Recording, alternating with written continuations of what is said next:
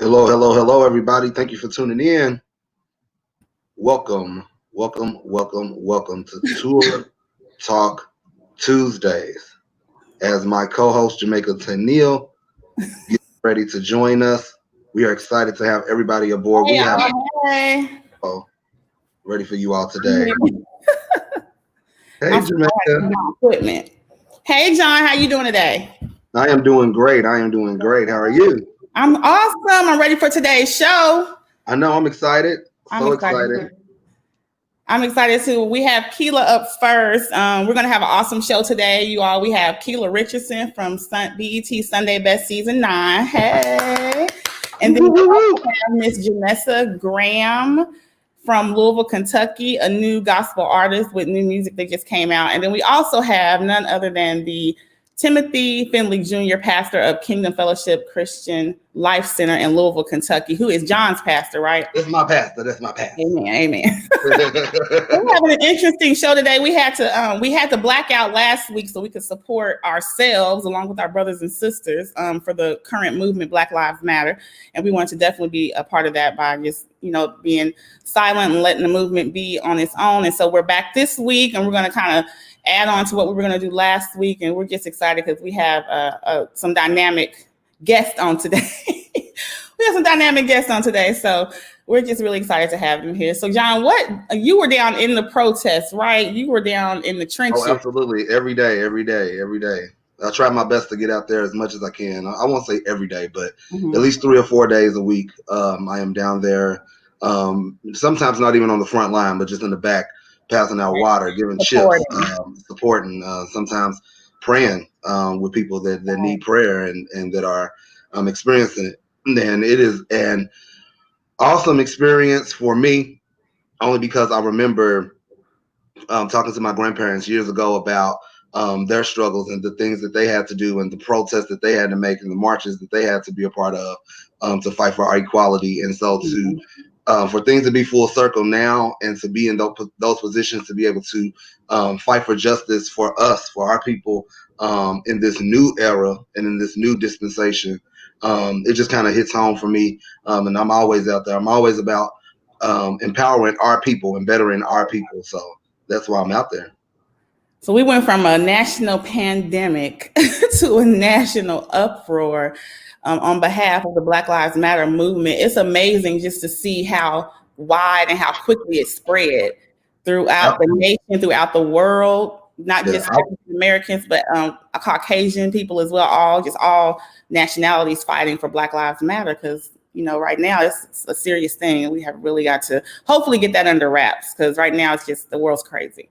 Yeah, and I would say that we went from pandemic to pandemic. I mean, this is another pandemic. I mean, it's international. It's worldwide. I mean, I think there was a post that was out that said Ireland and England and Egypt, all these different places like that are protesting as well. Some of not even our culture, predominantly the countries are Caucasian countries, but they are standing up for us. So, it's an amazing thing to see. It's very amazing.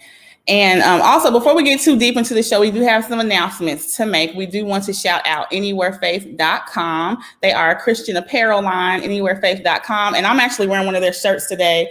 It says,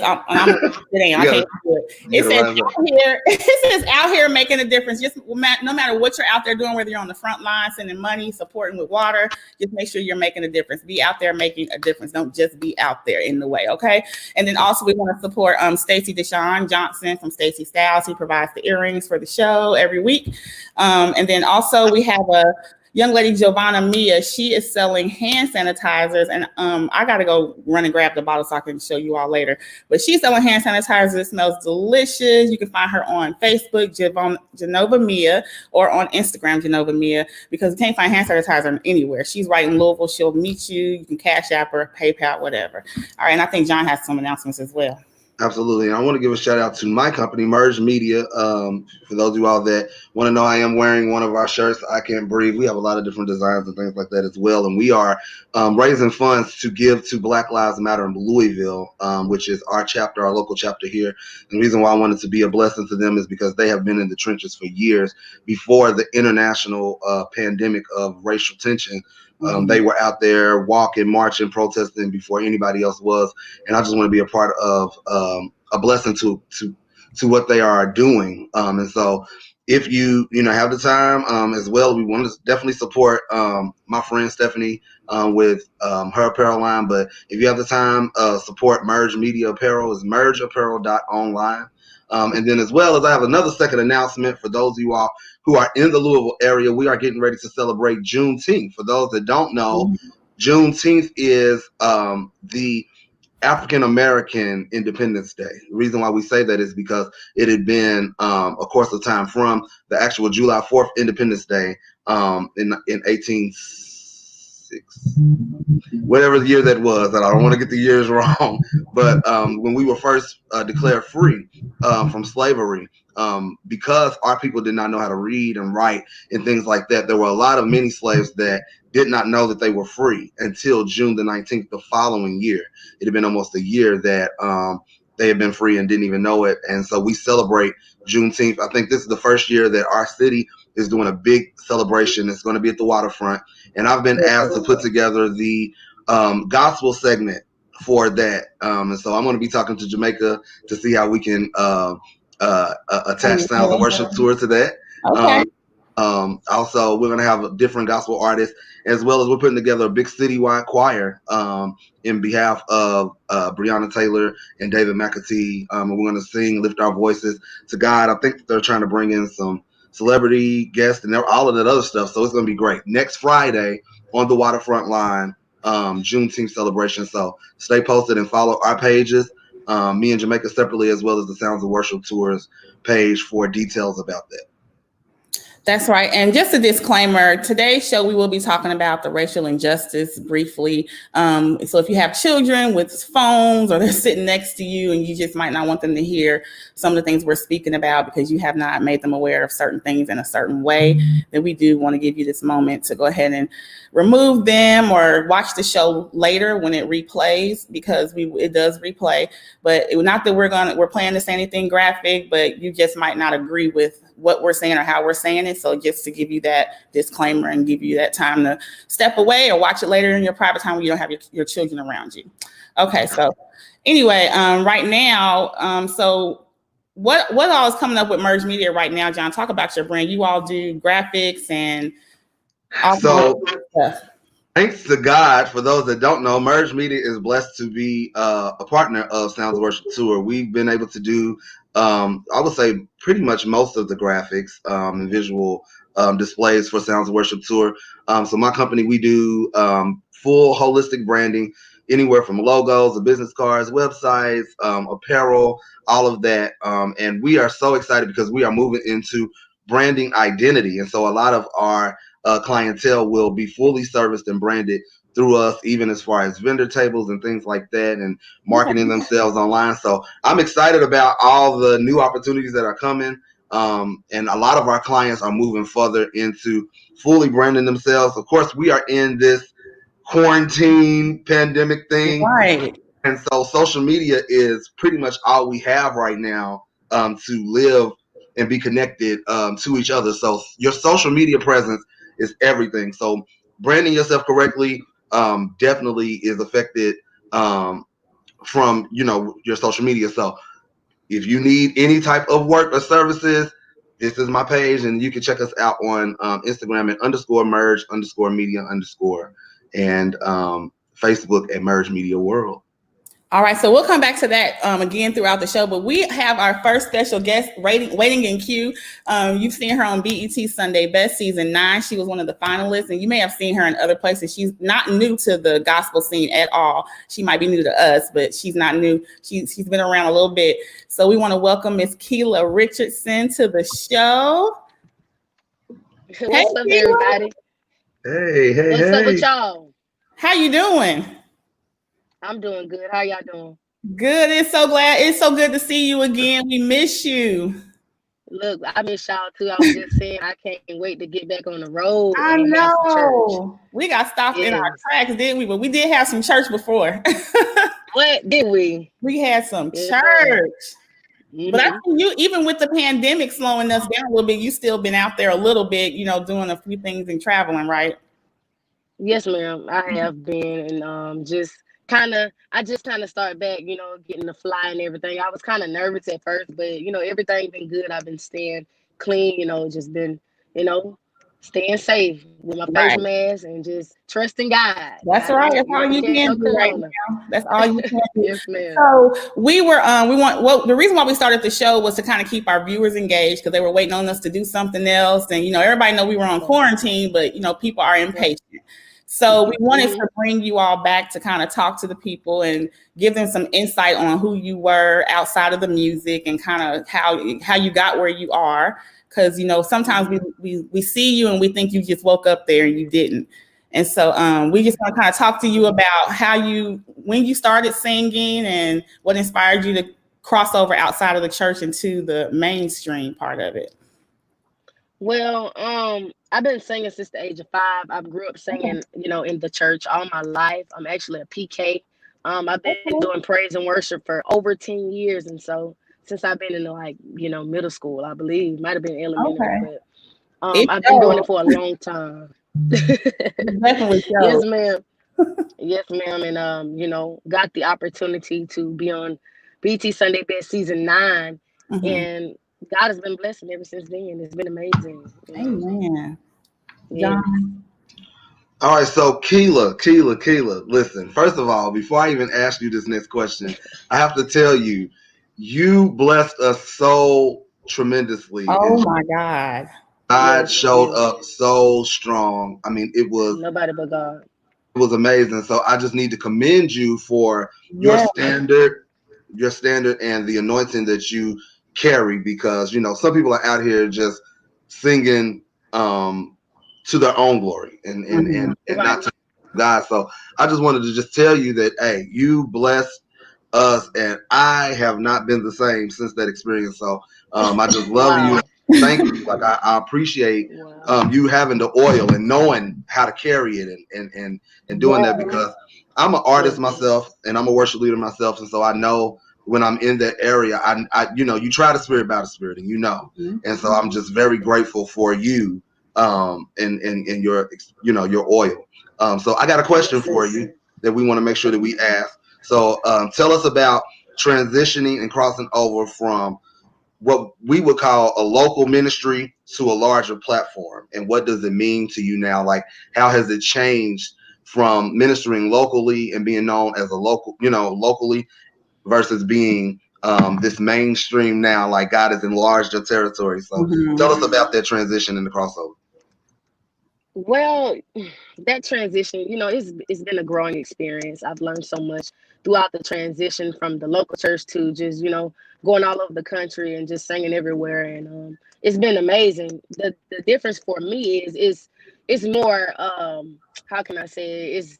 It's more inspiring to me because I'm able to touch so many lives, not just in my local church, but lives around different states, meet different people, and just to hear how much of a blessing that you are to people outside of your city it's amazing, because sometimes as artists we have a hard time with having that support and that push from our own hometown, and so the transition has definitely it's been amazing.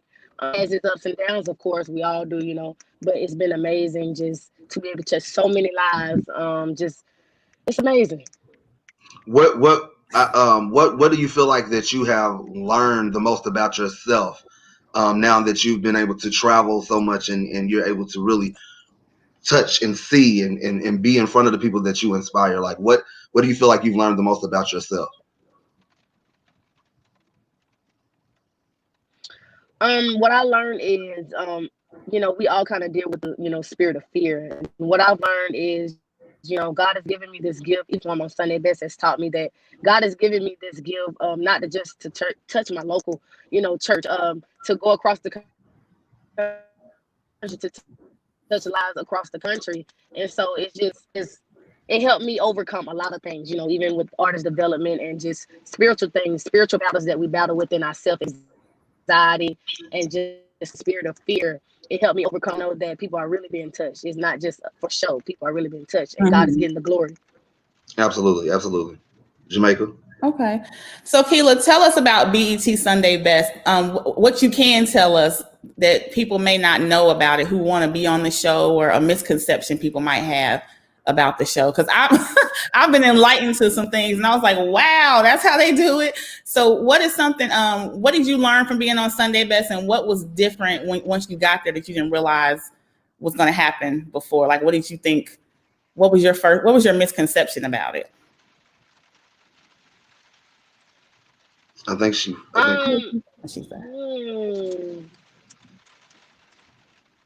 like, how can I say it? Everything I really thought about Sunday Best was really what I thought, you know, just especially just being very nervous, you know, just having to really show up and deliver. Like, it's different on the stage when you're in front of lights and different celebrity judges, and you know, and people gonna watch you all over the world. It's different. It's a different feeling, and so I didn't think it would be as intense as it was. Let me just say that. Okay. And so it looks like it's like an 8-week show, 8 to 12-week show, but it's a lot quicker than that, isn't it? Yeah. Yes, ma'am. A lot more fast paced. But y'all are like really working, really no rest in between everything, trying to get the show done. Yeah, no rest.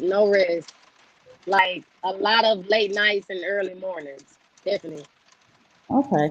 Now, one thing I know a lot of people struggle with as independent artists is transitioning from their own booking themselves and having a manager. What was the did you have a hard time transitioning from, you know, taking your own phone calls to hooking up with a management company? And what are some things you would tell people to look out for in a good management company, to know that they're with a good person? I can say for me personally, I can speak for myself that I'm kind of glad that I got with a manager, because, you know, sometimes just doing things on our own as an artist and having personal lives, sometimes things become, you know, overwhelming and overbearing. And I know with me, just dealing with anxiety, I know we all kind of deal with that. I'm kind of glad I did tap into getting a manager, and a manager like Uncle G. He's so amazing, and, you know, he helped me a lot with my music career. And so just having his hands on to help separate me from my music and my personal is much needed. So if you that type of person like I am, I believe a manager is definitely needed. Okay. So what does KEYLA do for fun outside of music, to just get away from the stress of being booked and having to get ready for something, and just being on a schedule? What are some of the things you said I do, you know, outside of, you know, music? What are some of the things you do outside of music, just like pastime? I love I'm sorry, you was breaking up. I'm sorry, but I love to mud ride. I'm kind of a country girl. Like, I love to go fishing and mud riding and stuff, four-wheeler, dirt bike, you know, the Jeep, whatever. I love to get a little dirty sometimes outside of music. And that's just my getaway, just being in. We have trails and kind of, you know, little wooded areas in my city, and that's sometimes my little getaway, man. It's so peaceful out there. Even though I don't have signal and everything, I can't be on my phone like I usually be, but that's my getaway. Okay. That's awesome. So, KEYLA, I got a question for you. So, for anybody that is, you know, independent artists, you know, a lot of times we are kind of in the trenches, and we are going hard, pushing ourselves, our brand. A lot of times we go through that discouragement phase, and, you know, go through that whole, you know, am I going to get anywhere? You know, is anybody going to ever hear my music? What has been the things that has helped you stay consistent with music and with ministry, and like give somebody words of encouragement, somebody that is aspiring to be on the level of success that you are now? What would you say to that person who is like just kind of doubting their ministry and their gift? I will definitely say the main thing is just, you know, having that relationship with God. It don't get no better than that. Just, you know, having that relationship with God is what's going to ground you, what's going to set that foundation. And most importantly, with having that relationship with God, praying for direction, you know, because he's there when you know, like you say, when you call him, he'll answer. He's there. And so We just have to open up our hearts and our minds to be very open to what God is trying to show us and what, you know, what we need to see regarding music. And I think that's where a lot of people kind of get it wrong. It's just like you have to trust in what God said. You have to know that He's going to work things out for your good. Even no matter what you're going through, no matter what the devil says, we, you know, still know that God is going to do it for you. And one of the main things that I have done is stay consistent and hard work. Like, even when I don't feel like it, even when I don't want to do it, I still work hard. And whatever my manager tells me to do, that's what I do. If I have to do an interview, I do that interview. And it's just like not giving up.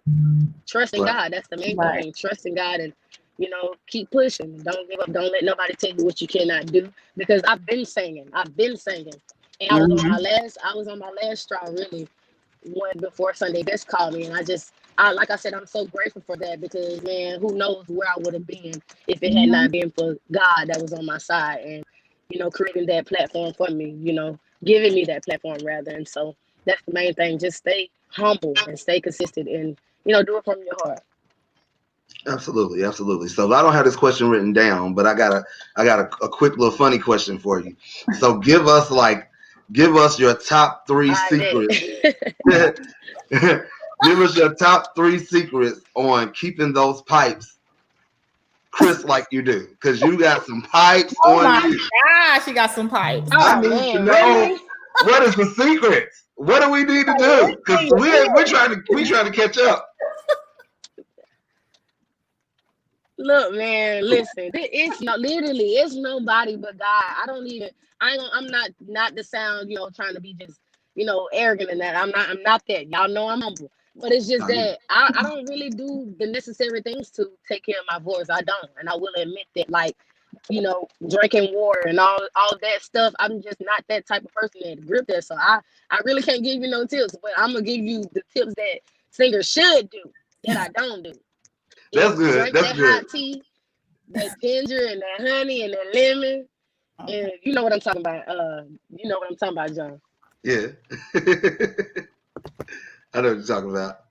Okay, now if you could collab with any artist in any genre, so it doesn't necessarily have to be gospel.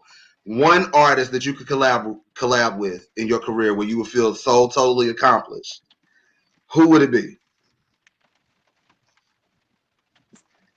So can we do gospel and then the secular side? Yeah, do a gospel artist and then do a secular artist. Okay, so if I had to collaborate, I would love to collaborate with Ricky Diller. Can't nobody tell me nothing about Ricky Diller. I want to collab with him one day, so hopefully I get that opportunity now. Oh yeah, you're gonna get that. Now secular artist, Jasmine Sullivan. Oh yeah, Jasmine Sullivan. Y'all would tear a song up. That's my girl. Y'all would tear a song up. Ooh, that's my girl. I hope I get the opportunity. Yes, you and Jasmine Sullivan. Just bye. Yeah. Bye. Right. I'm not gonna play with y'all. You're so goofy. Yeah, funny. You don't black yourself out. Ain't it?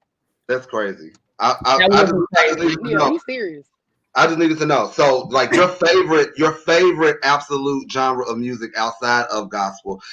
Can we talk about that real quick, briefly? Because I know a lot of. Okay, so like, can you talk about being a gospel artist but appreciating other genres of music? Yeah.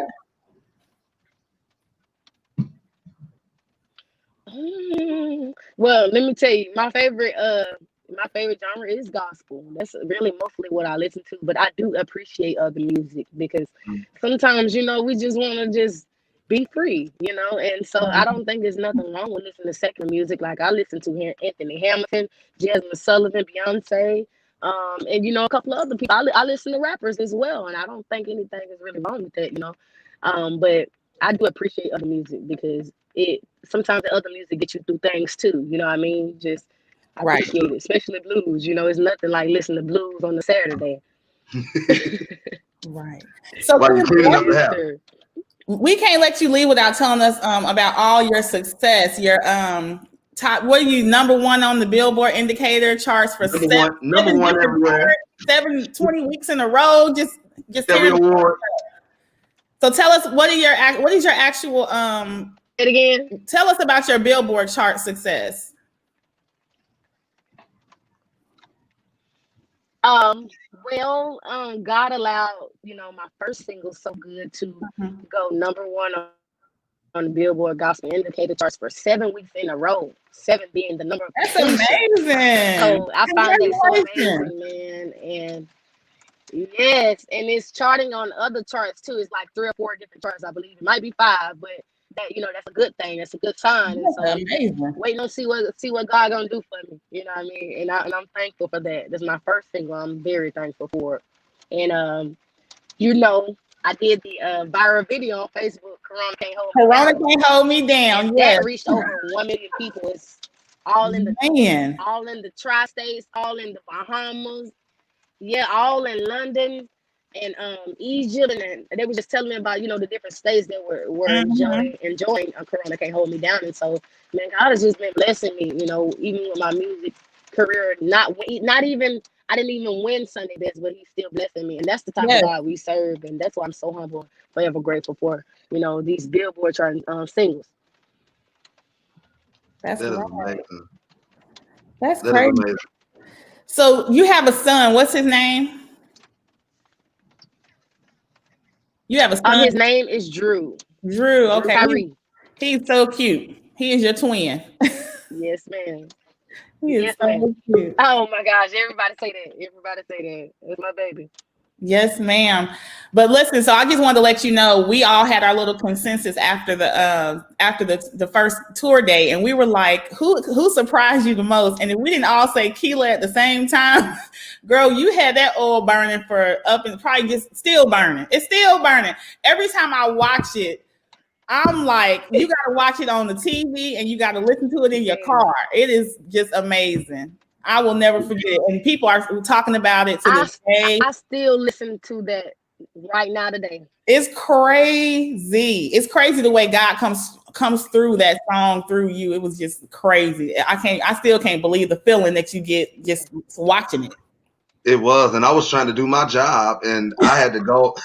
I had to go and just sit down. I said, "Let me just go over here and just sit on the side," because I couldn't even stand any longer. Because that's how heavy God's glory came in. It was amazing. Like, I cannot wait to work with you again. It has been such an awesome and refreshing experience. Like, all the artists that are part of this tour are so humble, so God-filled, so serious about ministry, and that's so important. Yes, so important. And absolutely. Y'all not nasty. We don't have the nastiness and the haughtiness and the that arrogance. You know how it can be in the gospel industry. Calm and collected. Calm and collected. That's right. We had fun, and God came in, and it was amazing. Yes, so I appreciate you being a part. I appreciate your humble spirit. I appreciate Uncle G. He's a funny guy. Yeah. I was glad that he actually came because he didn't initially plan to come. Yeah. So he was like, "Oh, girl, I'm gonna be there. I'm on my way." I was like, "Okay." So it was good to meet him because he's a great guy to talk to. But thank you so much for being a part of the tour. Thank you for taking the time to talk to us today, and we will definitely be seeing you again soon since everything's starting to open back up again. So I can't wait. We can't either. But you have a wonderful day. Thank you guys for having me. Thank you so much. Love you. God bless you. Love you. Bye. All right. Love you too. Jonathan, I think our next guest is waiting. All right. Let's bring them on. Okay, so we're gonna play a little bit of music from our next guest, Miss Janessa Graham.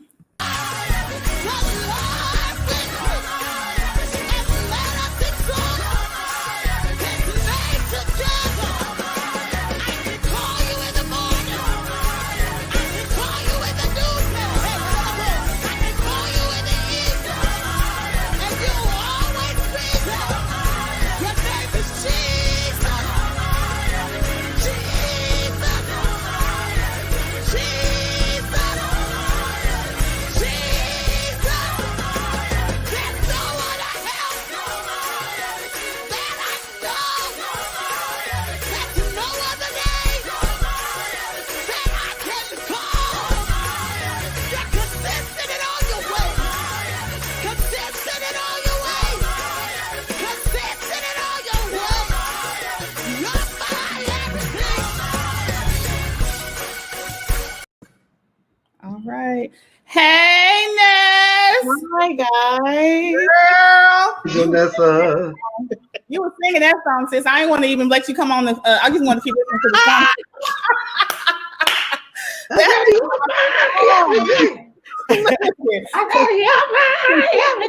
Oh my God. Out. I just want to say, hold on, y'all. Let me just listen to my song real quick. How you doing? I'm good. I am really good. It's so good to see you. Yes, y'all too. Yes, so we are glad to have you on our show on Tour Talk Tuesdays live on today, and we just want to talk to you because we know you got some new music out and some new things coming up, and we just want to let everybody know who Janessa Graham is. If they don't already know, they better ask somebody. So tell us who Miss Janessa, what you got going on, Miss Janessa. Man, of course, like you said, the single came out on my birthday, May 18th. It belongs to you. I'm super excited about it. And I'm super excited about the song in general and everything that has kind of like, transpired with it. And then I started a vlog. Last week I posted my first video. It's on YouTube. The channel is I Am Janessa Michelle. And it's so funny though, because even though my middle name is Michelle, all the aspects are ministry, music, motivation. Okay. So I'm like, oh, okay, this film thing just kept on coming up, millennials. But I'm super excited about it. I was able to post my first video called My One-Handed Life, because everybody always like have questions about exactly how I was born. So I was kind of able to like give you guys a good insider about me, to lay out the foundation. So I'm super excited about it. So what's your YouTube channel so they can? I Am Janessa Michelle. I Am Janessa Michelle, and it's called My One Arm Life. My One Arm Life. That's very unique. Yeah. Very unique. Yeah, so Janessa, tell us about, and you don't have to go into too much detail, but just tell us a little bit about your condition and like how it has affected you and like how you've learned to cope and everything with it, because there may be somebody that's tuned in that really doesn't know like what you're talking about. So the video goes into 10,000 details about it. But when I was born, of course, like I said in the video, my mom had an amazing pregnancy, like doctor visits, great, everything, ultrasounds, everything was super, super there. And it wasn't until she gave birth to me, they were like, yeah, something ain't go right, and we don't really know what it is. So when she was like, just bring her to me.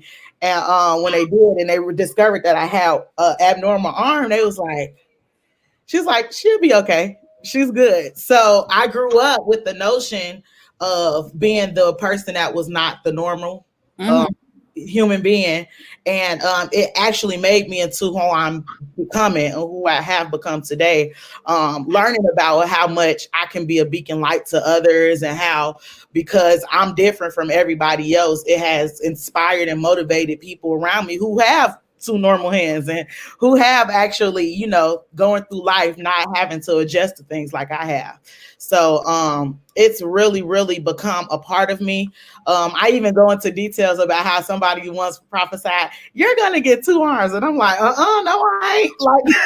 Like, like, no, John, somebody really said that. And I was like, no, I don't receive that, because growing up, I started realizing that the Lord made me this way. The word says you are fearfully and wonderfully made. He did that on purpose, literally. Right. So I wouldn't want to be no other way than the way that God intended on me to be, because clearly he got me out here just being a light. So, yeah. That is amazing. Yeah. All right. So we just recently saw you in the Sounds of Worship Tour virtual worship experience last weekend. Do you have anything else coming up soon? I do. And I actually get the first announcement about it June 29th. I will be doing a virtual single release concert. Okay. Yeah. So of course, if you follow any of my pages, you'll be able to get more details about that.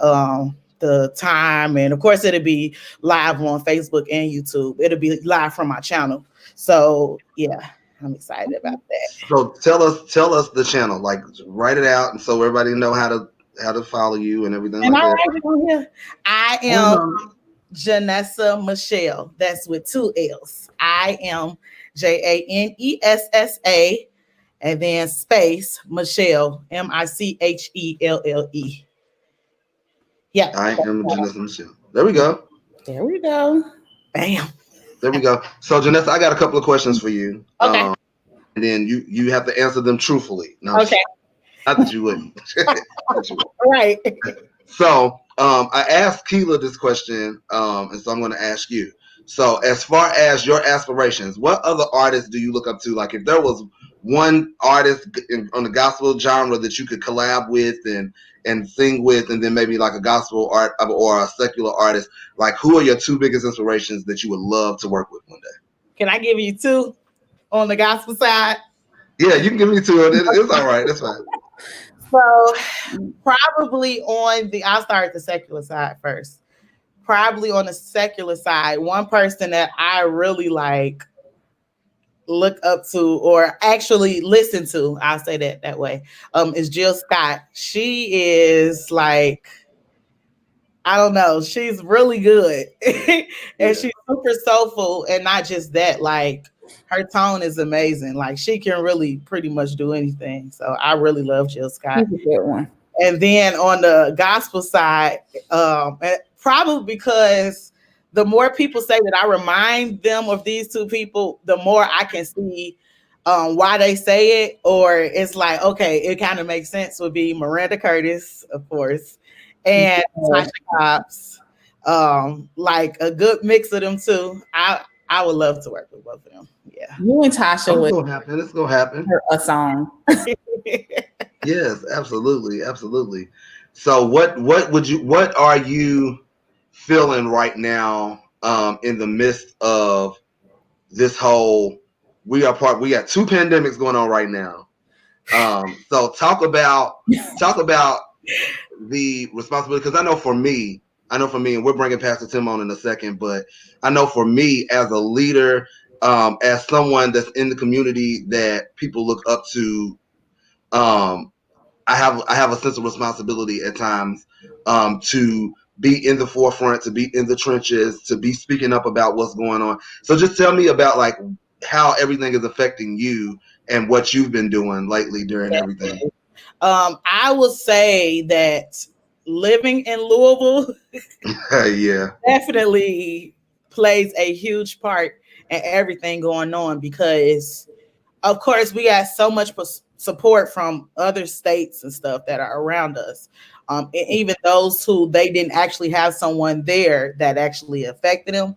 But being in the city where we have Breonna Taylor here, and we've been fighting and going, and we haven't given up, it has definitely opened up my eyes in a completely different way to a lot of things, especially with, like you said, our pastor, who is super front line with social justice and making sure that we continue to be consistent in that.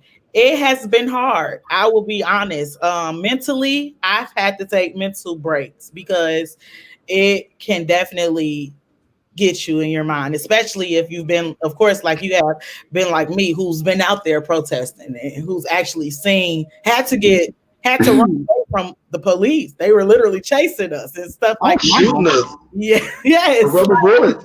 Yes. Looking at everybody. You can look up at the I was looking up, I think it was like Monday, but I looked up, and of course I'm just very observant, and to see like the police looking down on us from the rooftops with their guns and their weapons and their snipers. Wow. It was very overwhelming, because it's like, this is really our reality. And it's a lot going on, but it kind of shows you exactly why we are doing what we're doing. So it has definitely taken a toll on me mentally. I'm not even gonna lie, but I'm grateful for friends. I'm thankful for my job where I work, my place of employment, who understands that I'm being the only African American admissions counselor at the school. They've been very supportive of me and told me to take mental breaks, and here, take a day and get it together. because it's very important, especially for where we are, that we can continue to stand together, but not just that, but understand like there's a greater cause than what's been going on. So absolutely. I know for me, this is kind of like my first experience with this. experience protesting, only because I know growing up, I think I mentioned in Jamaica earlier, my grandparents and things like that have told me stories. But growing up in the church, in our generation, we weren't so much pushed towards politics. Right. And now we live in a different era now where it's like the church is right there in the trenches. We are on the forefront. We're kind of taking the step that I feel like, and maybe Pastor Tim will give us some more insight, but I feel like this is the stance that we should have taken before as believers, to be involved. Like what I heard of Dr. King, didn't get to meet Dr. King, but what I heard of Dr. King and everything, I know he was a pastor and he had his church in the forefront, and they was out there on the front line really fighting. But this is my first experience really being out there. Yeah, mine too. And I think what I've learned is that I was kind of a coward, even though I always say that I was outspoken, now you really have no choice. Like you can't play with it now. It's like you can't hold back now. Like you got to do it. Yeah, and I think accepting that for myself, realizing how silent that I had been. Yes, that's what got me. Yeah, about myself, not you. Yeah, well, I'm saying, like, and I'm saying relatable to each other. Right. Like, it really got me like, oh wow, I hadn't spoke up, I hadn't said enough, and then also it made me question and confront those issues that I had with other races going on with me, because of course we can only deal with our own experiences, and y'all know that I'm a transparent person, and maybe y'all have experienced this, but because of my experiences, I've had assumptions of other races. I believe that, they won't fight for us. They won't stand for us. But Janessa, being out there, I mean, we've seen so many other people of other cultures out there with us, standing in front. I mean, I've had, my white brothers and sisters standing in front of me, so the police will shoot the rubber bullets at them instead of me. Supporting my business, wanting to shop Black business only. And it's just really opened up my spirit to learn that we have not gotten it all down, and we haven't learned everything that we need to learn on both sides. So when you mentioned the coward thing, that's how I felt when I made a post recently, and I was like, I've never spoken out. I may have experienced something minor, but even minor is a big thing, but I didn't feel like I experienced enough to be out there, to be holding a sign up, to be making a whole lot of noise about it. And so as I began to type and as I began to interact with people on Facebook, I'm like, oh my God, this really does affect me because it affects my people, So anyway, we do have Pastor Tim Finley waiting to join us. We are just super proud of him because he's one of our own here in the city of Louisville, here in the state of Kentucky. We have many, many pastors who are being supportive. He's just one that I know of, to personally talk about because I've seen him and he's out there on the front line. So we just want to bring him in and get his insight on what's going on in downtown Louisville. Pastor Finley, thank you so much for joining us today. Hey, everybody, how y'all doing? Good, how are you doing? Another day. Yes, it is. Thank you for taking the time to talk to us today. John, Janessa. Hey, Dad. Cut you off. Sorry. I'm Jamaica. I'm the only one you probably don't really know. Well, you know what? We've interacted. I've just never had a chance to sit and actually. Yes, sir. Absolutely. I appreciate everything you're doing. Awesome. Yes, I appreciate you taking the time to even take us serious enough to talk about this on this platform.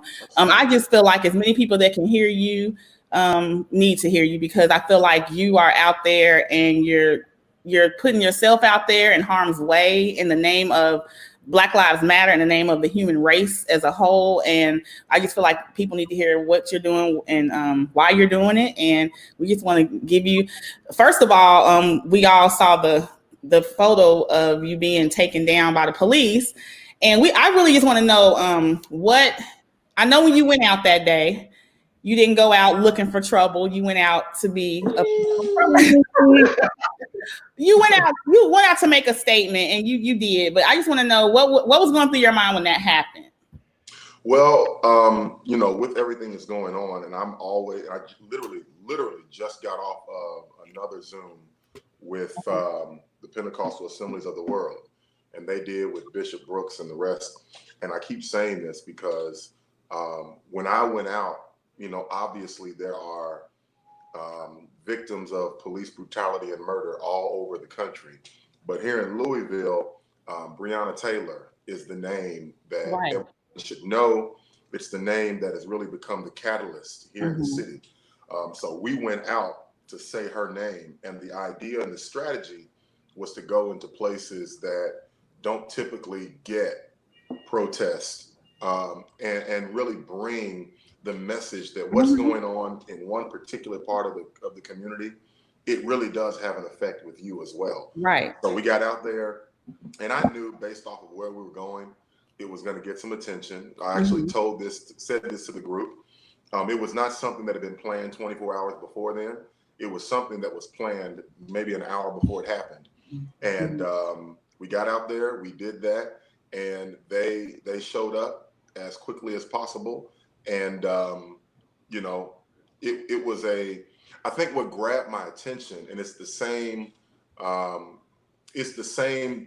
thought and the same sort of report that we're hearing from many unarmed Black people when they interact with the police, that the moment they grabbed my arm, the moment he grabbed my arm, he was already screaming, "Stop resisting." That would the moment he grabbed me. And I think that's a whistle, so to speak, to proceed with excessive force. And that's really what we're out there protesting. We're protesting the larger plan, and that is policy change.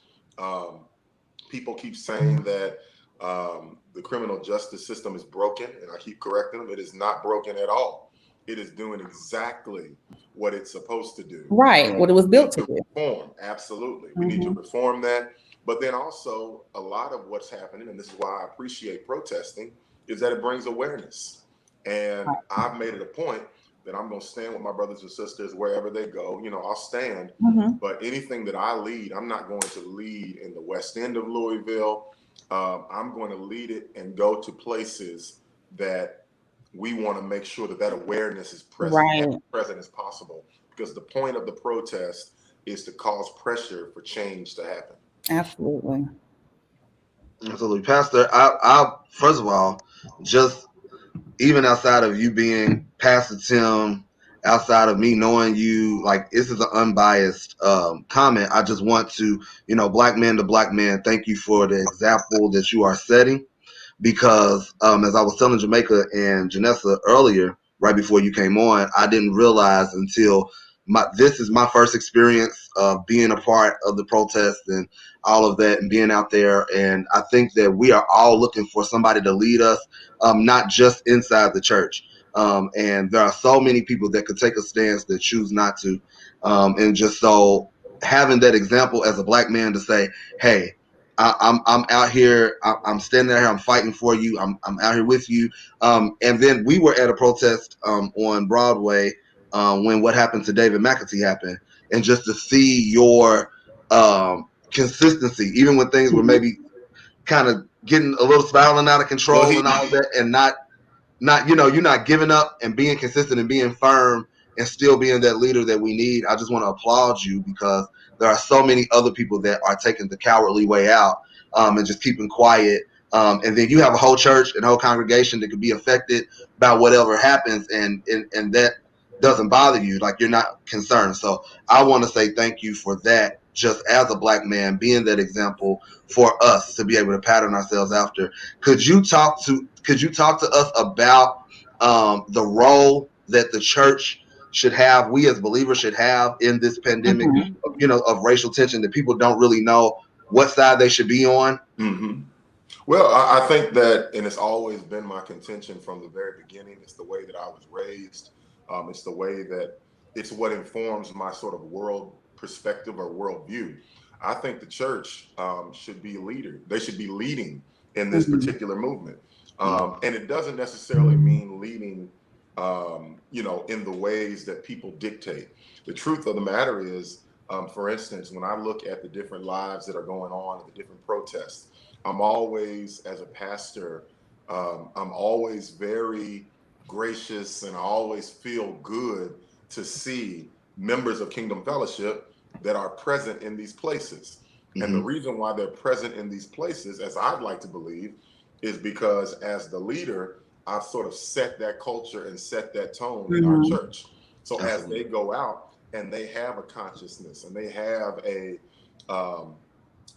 push within them spiritually to address areas of inequity and inequality and social injustice, to me, that's also leading.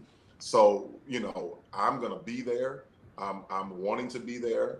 But I think the church has a responsibility to, in our preaching, in our teaching, in our leading, to constantly keep those things at the forefront.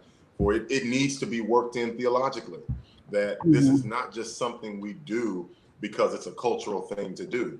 If you call yourself Christian, social justice is not just a component of Christianity, but it's the very undercurrent.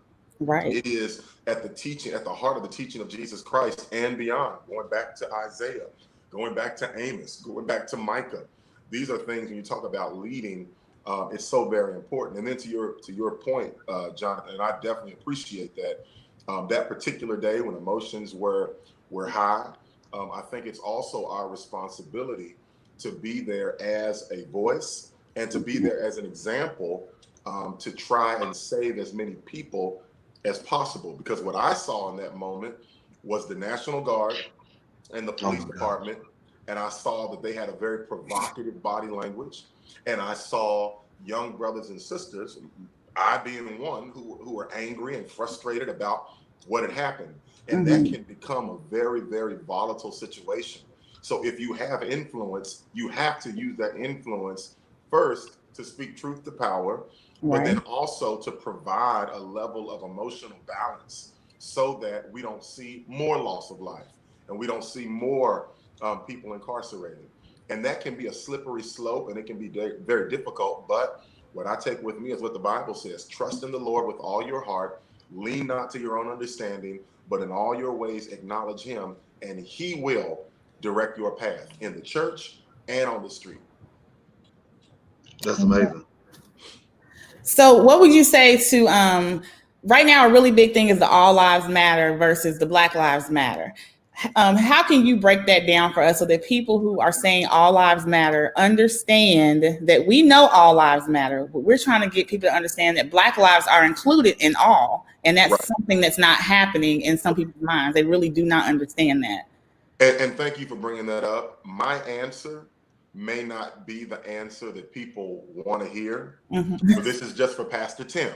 Okay. Janessa already knows I'm about to go there. John, I know. Okay. This is Pastor Tim. I've made a conscious effort to stop trying to explain racism to racists. Okay. Number one. Number two, I've decided that I'm going to call out this sort of tension or this disparity between people who pretend to be oblivious to things that are obvious. So when you bring up all lives matter, I would say a couple years ago, I was on the front line trying to explain, we are not saying that all lives don't matter, but in this moment, Black lives matter. I used all the different analogies. If your wife, as a Christian, comes to you and says, baby, do you love me? If you say, baby, I love all people. Well, she's not asking you about all people. She's asking you about her. I've done that. I no longer do that because Jamaica, I do not believe that the people who are saying all lives matter don't understand what Black lives matter mean. I believe what's happening is they're trying to water down with that same racist, privileged mindset that tries to devalue and cause Black people to become invisible as it relates to our humanity. And even Black folk who are repeating that, I think it's because they're uneducated, they're uninformed, and they're using the parroted talking points of the majority to dilute the conversation. So for me, I'm no longer really trying to convince people that when we say Black lives matter, that somehow we're speaking about other lives. It's just to me now we're in a place to where it doesn't make sense. So whether it's Eddie James or whoever else, I just decide that you're going to be where you're going to be, and you're going to cry online, and that's just going to be, you know, just cry. It's okay. Oh gosh. Let's cry. So, Pastor, could you tell us also? Because everybody, of course, can't be on the front line. You know, Right. Everybody can't be protesting. Everybody can't be, you know, out there with us. But what can people do that can't be out there protesting? What are options they can take? What are avenues? Like, how can they still fight from home? Absolutely. And John, that's a great point that needs to be said today, is that everybody can't be on Broadway. We need some people in the boardroom. So the push now for me in protesting and continuing to keep that pressure going, we also need people to familiarize themselves with public policy and how public policy comes about. You need to understand why voter registration and the census is so very important. You need to have your council person, your mayor, your governor, legislators, you need to have their numbers on a piece of paper somewhere, in your phone, on the piece of paper, wherever, because you've got to be able to call into a place of accountability. So while you may not be protesting on the street, everyone can familiarize themselves with what's going on. Right now, I'm sort of shifting my focus. I've got a great team behind me working with the protesting and showing up in different places. But now I'm starting to zero in on, well, why can't the mayor? So he says, why can't the mayor fire these police officers in the Breonna Taylor case? Oh, that has to do with collective bargaining. That has to do with contracts. That has to do with the Fraternal Order of Police. It has to do with policy that was put in place that tied the hands of certain officials. I believe every single Black person, everyone, ought to know those realities. And then I think that every Black person ought to know African American history. We ought to know the history, our history in this country. One of the quotes that I've been saying here recently, and it's so very true, is that those who can make you believe absurdities can make you commit atrocities. Those who can make you believe absurdities can make you commit atrocities. And the atrocities that people are committing now, in my opinion, is complicity. So I think that what has to happen now is that whatever avenue, whatever way you take in protest, let it be informed and let it be something that leads to greater change. So whether that's making sure everybody in your family is registered to vote, you know, because not only do we have to get the current president out, and I think we would all agree, not only do we have to get him out of there, here in Kentucky, we got to get Mitch McConnell out. Yes. Because Mitch McConnell may be one of the most, he is the single most powerful politician Very. In Kentucky. We can't be so focused on getting the president out that we don't understand we need to get Mitch McConnell out. And I'm gonna say this to a pastor that I saw on social media talking about, well, if the candidate doesn't come and they don't do this, then we ain't gonna vote for you. I don't care if it is a log. You better vote for that log before you vote for Mitch McConnell. If he never steps foot in your church, if he never steps foot in your church, if he never, I don't care. We're at a point now to where many of these old, disconnected white men who are protecting their base at the expense of Black bodies and Black people have to go. True. Absolutely. So, Pastor, I know that I always used to hear growing up that, you know, there was a separation between church and state. You can't mix church with politics and all of that. And like, I think that with you and some other pastors, we're seeing a different type of example, a different type of example. Where would you say the start? Because there's some of us that don't know how to start researching, you know, all the things that you mentioned. We don't know how to even, some of us, it doesn't, it's like it's there, but it's not existing. It's out of sight, it's out of mind. We're not thinking about it because all we wanted to do was speak in tongues and go to church and shout and come home. You know, so where would you tell us to start, or anybody, not us, you know, we're paying attention to you, but where would you tell other people to start researching and looking and what to do, how to get involved on those avenues. Definitely. I think we have to become readers, and I think we have to read, and I want to make sure I say this right. We have to read our people, because it seems as though it's only our people who are giving the actual true narrative of who we are in this country and the power that we have as a people. So I say our people because if you came up through the public school system, you have a microcosm of what true African American history is. If you went to seminary, you have a microcosm of some of the great Christian forefathers of Christianity, because those who are presenting this information to us in many ways either have a vested interest to keep, if you still have a picture of a blonde-haired, blue-eyed Jesus in your church, at this point, you're just literally, it's idolatry. So I think the truth is we've got to educate ourselves, we've got to read.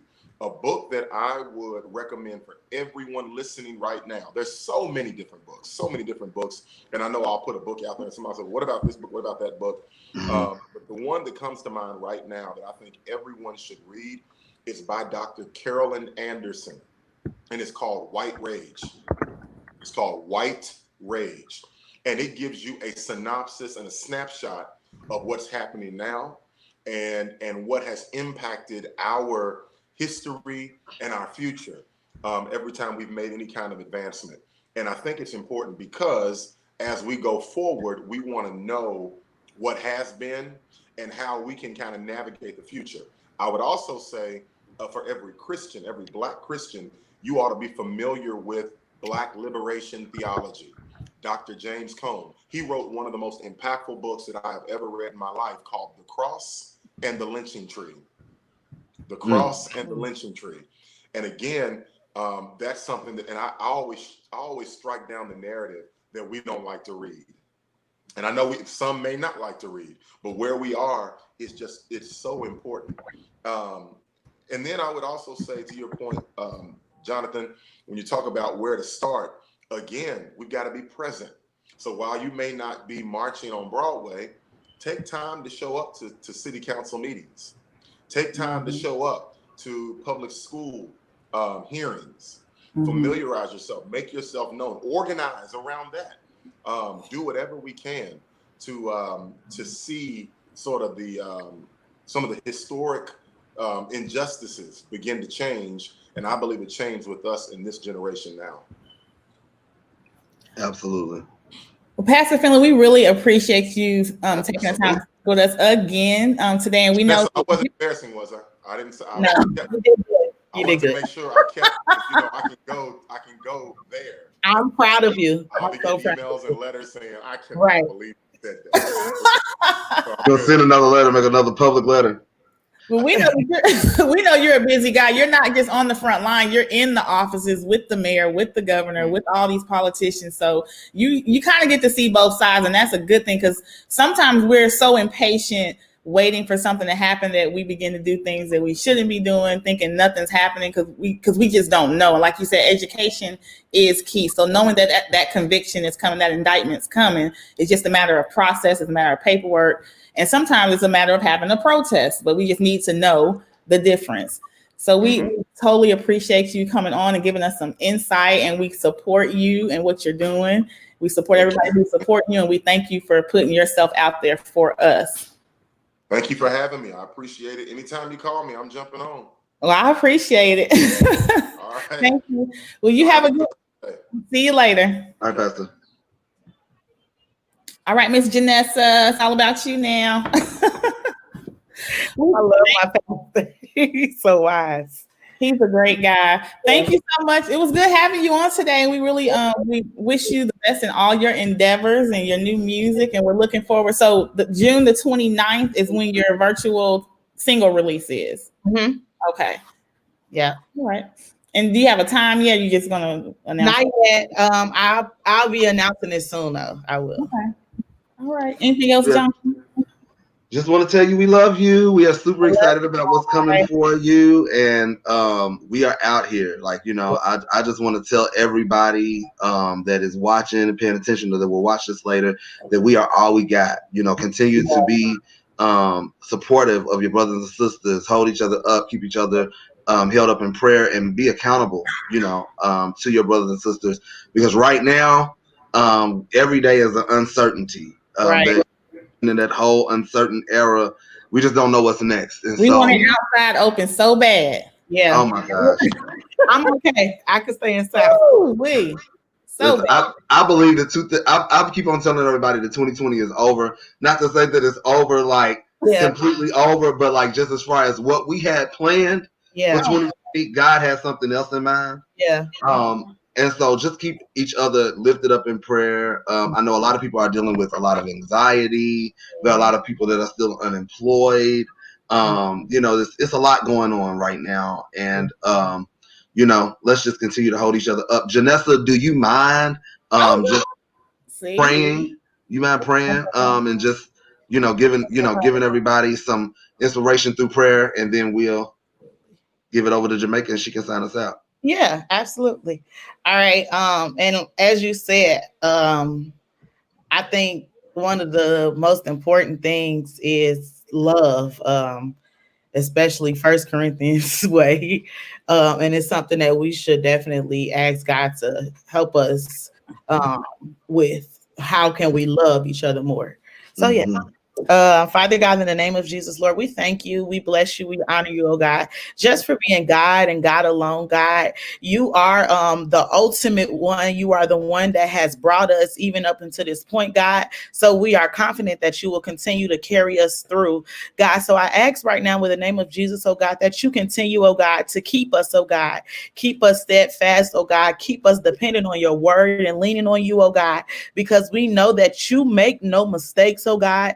Even though things didn't go the way we planned on it, oh God, we know, oh God, that everything that has happened was a part of your plan and your purpose, oh God. So I ask that you will reignite our fires, oh God, so that we can live out the purpose and the plans that you want for us, oh God, and not what we want for ourselves, oh God.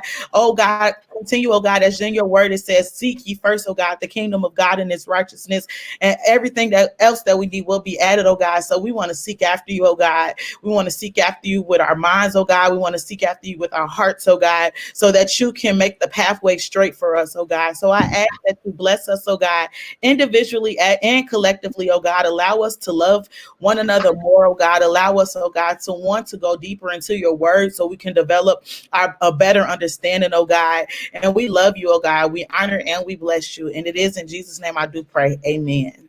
Amen. Amen. Amen. Amen. We thank everyone for joining us on today. Please, if you have not been on a Sounds of Worship Tour YouTube page, please subscribe to our YouTube channel. Please subscribe. Please like our page on Facebook and Instagram. We do have some things coming up later this year.